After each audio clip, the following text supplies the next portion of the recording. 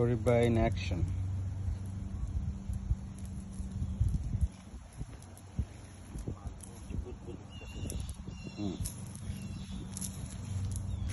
Wow. Wow.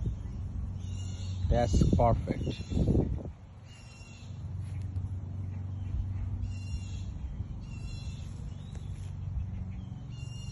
একটু সময় নিবা বুঝছো নিচে পড়ার।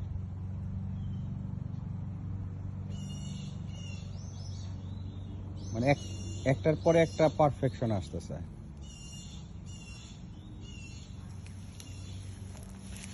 পারফেকশন আসতেছে, ময়লাও আসতেছে বুঝছো। তোমাকে ওয়েট করতে হবে একটু নিচে যাওয়ার জন্য। হ্যাঁ,